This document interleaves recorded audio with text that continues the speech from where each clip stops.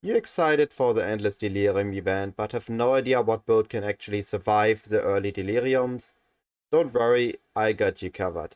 Hey, I'm Cyclon. Today I want to share with you my top 5 pick for the Endless Delirium event that should allow you to have a very smooth and fast leveling experience.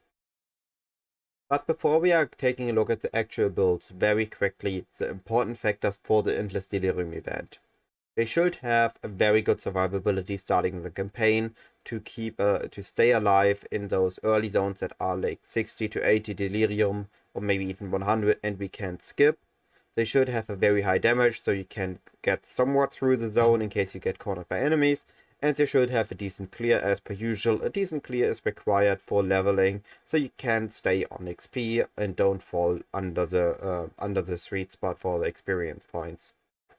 Another thing that is very important is that we are only having a small market. It's not like a league where everybody's playing, so there are less people putting items on the market, so it should be able that you can self farm and craft all your gear. And for the uniques, they should either be cheap, should be fairly common to get dropped, or should also be self farmable with the build of your choice. Alright, one final thing that I also need to mention here. During the video, there are going to be content creator recommendations for the builds. I might miss somebody that's actually very good for a specific build, so those are really just recommendations. If you know a better content creator for any of those builds, please go with that. And also, there are going to be passive builds in the description eventually. I'm going to first upload the video and then going to finish all the PoBs, because I want the video out today and I'm going to finish the PoBs between today and tomorrow, so that for the Endless Delirium launch the PoBs will be there.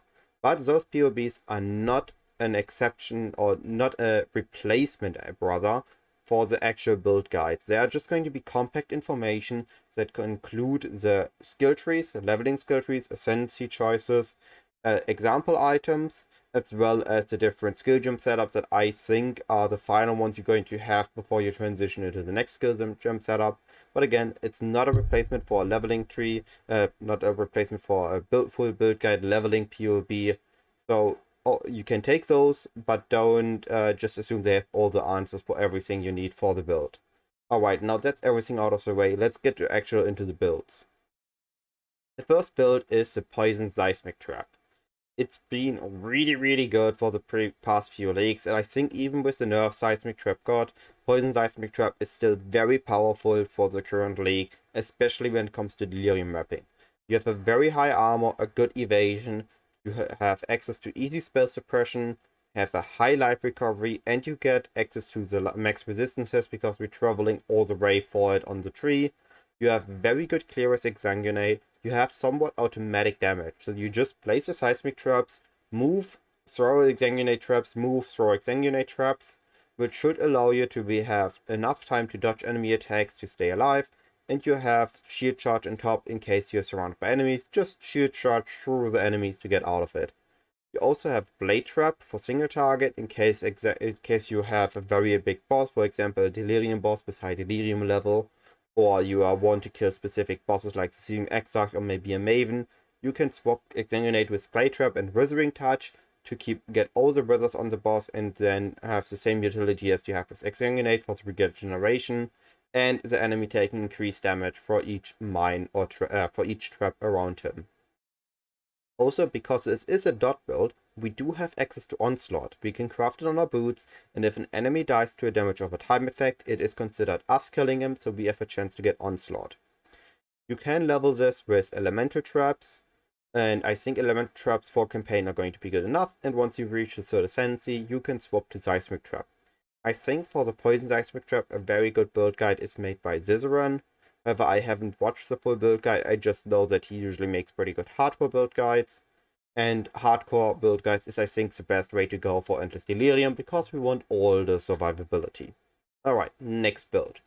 Boneshatter Slayer being a really good pick for the Endless Stealth, and I think for this is also a pretty good pick. I fixed the small issues that I had, not issues, the misinformation that I made in the previous guide here.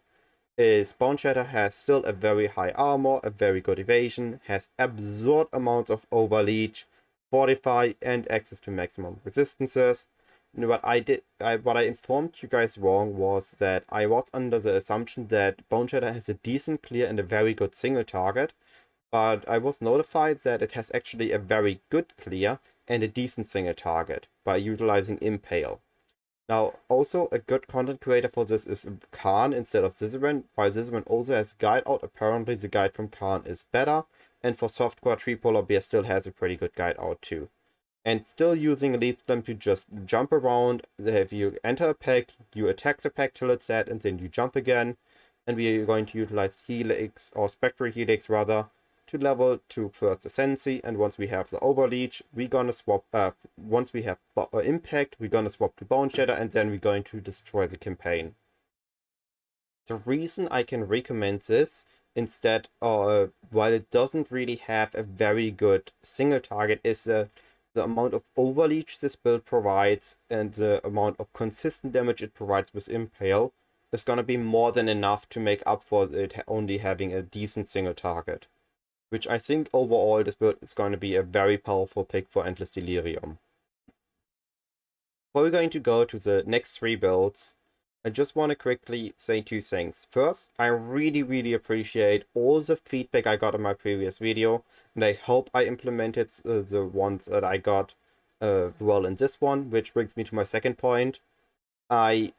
As you can see, I made another adjustment to my videos. You should notice that the background isn't just my static slides, but instead is going to show gameplay footage in the back. Now, I don't have the specific gameplay footage for each build, so I just chose the gameplay footage for the final build, which is kind of the one I'm most excited about for this event. But yeah, I have footage in the background. Is this better? Is this worse than just static? Should I blur it out maybe a bit? Should I make it only at specific moments? I would really appreciate more feedback for that so I can further improve my videos so they're more enjoyable and better to look at for you guys. Alright, next build. Righteous Fire Inquisitor. I haven't mentioned it so far, but I think for this Endless Delirium event it's going to be really good. There are 2 uniques you want on this build, and those 2 uniques you can easily farm yourself. We get to that in a bit. But first, it has a very good armor, it has a decent block, it has an absurd life recovery, it can abuse an Aegis Aurora if you get it dropped, and it goes for maximum resistances because we also want 80 max res for our Righteous Fire, so we don't die to it ourselves.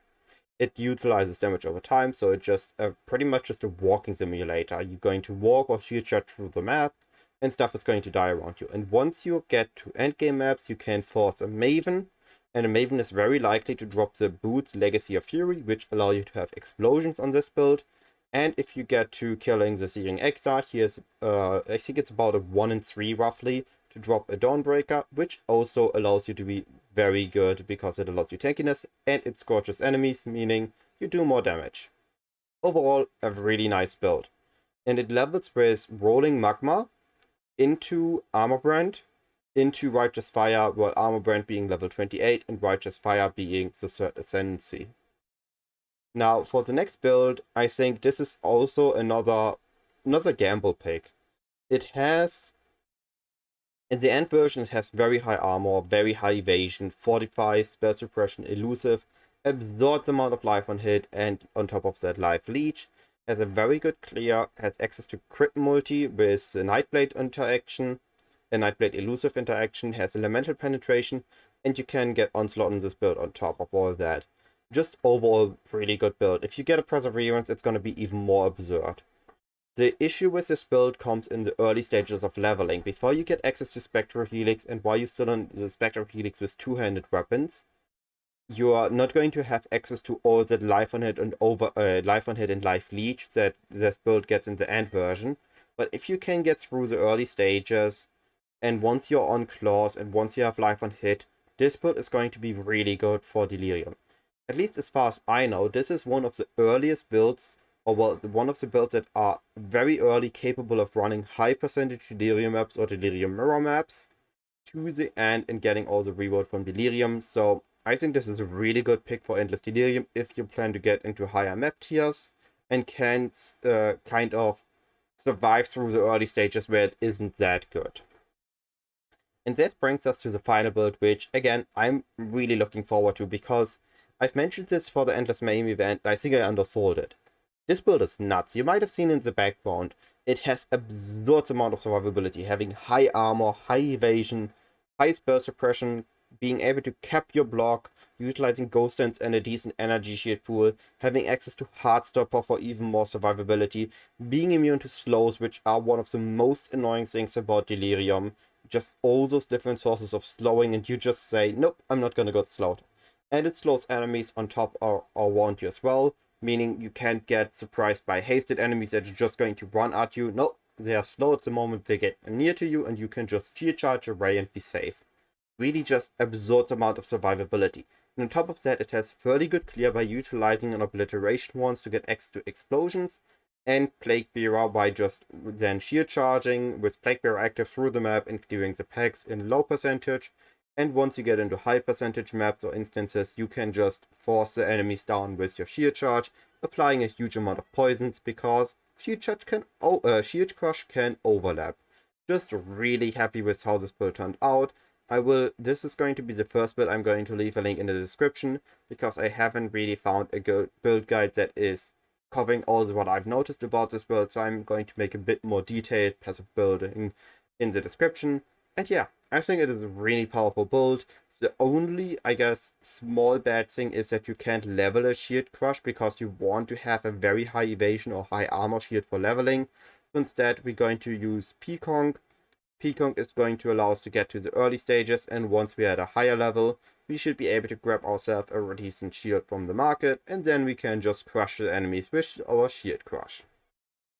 Now, with those 5 different builds, you should be pretty well set for choosing the build of your choice to have a lot of fun in the Endless Delirium event. And as a tiny last bonus, just want to quickly mention this. I'm going to leave, as per usual, a link to my spreadsheet in the description. On that spreadsheet, I'm going to add a tab that's going to conclude every campaign zone and every map I've run and the Delirium percentage for them, so that you can check in advance in case you're slower than me, or maybe just when you're curious and you might have skipped a zone, what Delirium percentage the instance is at, and then choose to skip it, or maybe just choose what zone is best to level at. All that being said, hopefully this video was helpful, and have a wonderful day and lots of fun in the Delirium event.